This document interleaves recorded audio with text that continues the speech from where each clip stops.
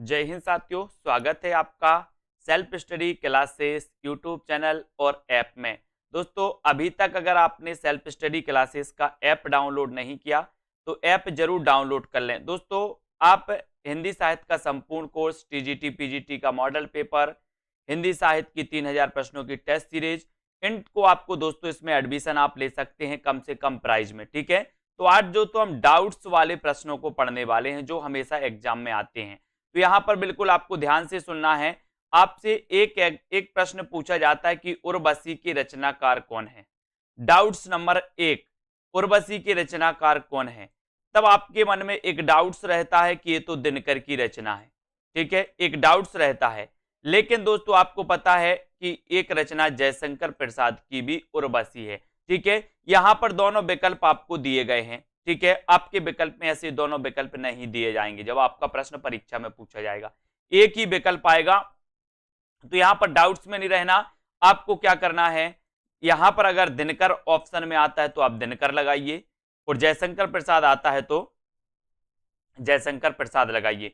क्योंकि उर्वशी की रचना दोस्तों जयशंकर प्रसाद ने सबसे पहले की थी, फिर बाद में की थी दिनकर ने। और दिनकर को एक रचना के लिए दोस्तों क्या मिला था, उर्वशी के लिए ज्ञानपीठ पुरस्कार भी इन्हें मिला था। कब मिला था, 1972 में। ठीक है, तो ये चीज आपको याद रख लेना। यानी कि उर्वशी रचना इन दोनों रचनाकारों की भी, मतलब उर्वशी नाम से इन दोनों की रचना है। ठीक है, डाउट्स नंबर 1 आपका क्लियर। डाउट्स नंबर 2 देखते हैं दोस्तों, हिंदी का पाणिनि किसे कहा जाता है। हिंदी का पाणिनि किसे कहा जाता है। अब दोस्तों यहां पर क्या डाउट्स रहता है आपका, सबसे पहले आपसे पूछा जाता है हिंदी का पाणिनि और आप आंखें बंद करके लगाते कामता प्रसाद गुरु। ठीक है, जबकि क्वेश्चन ऐसा नहीं है। हिंदी का पाणिनि आपसे पूछा है अगर, तो आपको लगाना किशोरी दास वाजपेयी। अगर हिंदी का पाणिनि आपसे पूछा है तब आपका उत्तर होगा किशोरी दास वाजपेयी। लेकिन अगर यहां पर आपसे पूछा कि हिंदी व्याकरण का पाणिनि, अगर आपसे हिंदी व्याकरण का पाणिनि पूछा है तो आप क्या लगाओगे, कामता प्रसाद गुरु। तो दो क्वेश्चन यहां से आपके डाउट्स वाले क्लियर हो जाते हैं। क्या क्या हो जाते हैं, आपसे नॉर्मल क्वेश्चन आएगा कि हिंदी का पाणिनि किसे कहा जाता, तो आप क्या लगाओगे, किशोरी दास वाजपेयी। अगर आपसे पूछा जाए हिंदी व्याकरण का पाणिनि किसे कहा जाता, तो आप लगाओगे कामता प्रसाद गुरु, है ना। फिर आपसे अगर पूछा जाएगा दोस्तों कि प्राकृत का पाणिनि किसे कहा जाता, तो आपका उत्तर हो जाएगा हेमचंद्र, आपको पता होगा। ठीक है, तो इस प्रकार से क्वेश्चन आते हैं। तो डाउट्स नंबर 2 आपका यहां पर क्लियर होता है। बात कर लेते डाउट्स नंबर 3 की।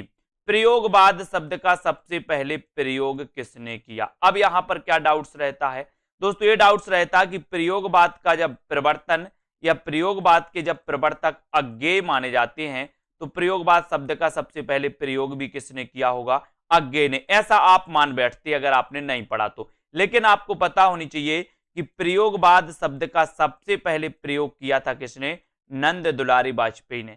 सबसे पहले प्रयोग किया था इस प्रयोगवाद का किसने, नंद दुलारी वाजपेयी ने। लेकिन अगर यहां क्वेश्चन पूछा जाता है कि प्रयोगवाद के प्रवर्तक कौन है, तो आप लगाओगे क्या, अज्ञेय। प्रयोगवाद के प्रवर्तक कौन है, तो अज्ञेय। प्रयोगवाद शब्द का सबसे पहले प्रयोग किसने किया, तो आप लगाओगे नंद दुलारी वाजपेयी। ठीक है, तो डाउट्स नंबर 3 आपका यहां से क्लियर हो जाता है। बात करते हैं दोस्तों डाउट्स नंबर 4 की। एक राष्ट्रीय आत्मा नाम से किसे जाना जाता है। अब ऐसा अगर क्वेश्चन आपसे पूछा जाए तो आप कंफ्यूज हो जाते और आप आंखें बंद करके लगा देते माखनलाल चतुर्वेदी। लेकिन क्वेश्चन ऐसा नहीं है ना। क्वेश्चन क्या बोला, एक राष्ट्रीय आत्मा। तो राष्ट्रीय आत्मा अगर आपसे पूछा जाता तो आपका उत्तर होगा राजा राम शुक्ल, है ना।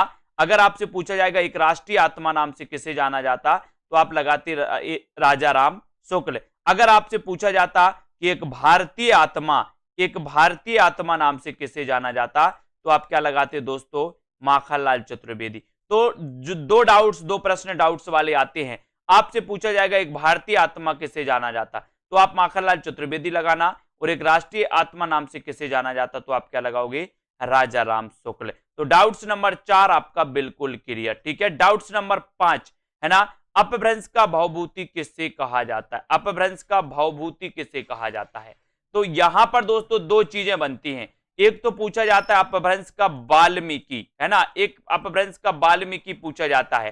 तो अपभ्रंश का वाल्मीकि और अपभ्रंश का भवभूति, यहां पर आपको कंफ्यूज हो जाता है कि अपभ्रंश का वाल्मीकि किसे कहा जाता है, अपभ्रंश का भवभूति किसे कहा जाता।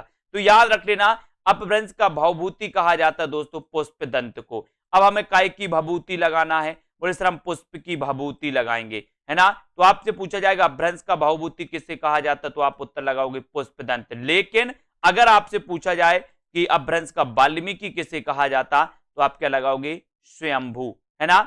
बोले हम तो स्वयं वाल्मीकि हैं, स्वयं वाल्मीकि, तो स्वयं से स्वयंभू और वाल्मीकि से वाल्मीकि। तो अपभ्रंश का वाल्मीकि स्वयंभू, अपभ्रंश का भवभूति पुष्पदंत। ठीक है, तो यहां पर दोस्तों हमने 5 प्रश्नों के जो डाउट्स थे उनको क्लियर किया। ऐसे ही बहुत सारे वीडियो आएंगे, क्लियर किए जाएंगे, और ऐसे ही डाउट्स दोस्तों हमारे ऐप सेल्फ स्टडी क्लासेस पर किए जाते हैं। जितने भी हमारे स्टूडेंट्स रहते हैं उनके ऐसे ही दोस्तों डाउट्स क्लियर किए जाते हैं। तो आप भी सेल्फ स्टडी क्लासेस का ऐप जरूर डाउनलोड करें, है ना, और वहां पर अपने डाउट्स क्लियर करें। वहां पर आप कोर्स भी परचेस कर सकते हो, हिंदी साहित्य संपूर्ण कोर्स, हिंदी साहित्य का दोस्तों ट्रिकी वीडियो जिसमें विस्तृत अध्ययन, है ना, रहेगा, जिसमें टॉपिक वाइज टेस्ट भी रहेंगे। हिंदी साहित्य की 3000 प्रश्नों की टेस्ट सीरीज आप परचेस कर सकते हो।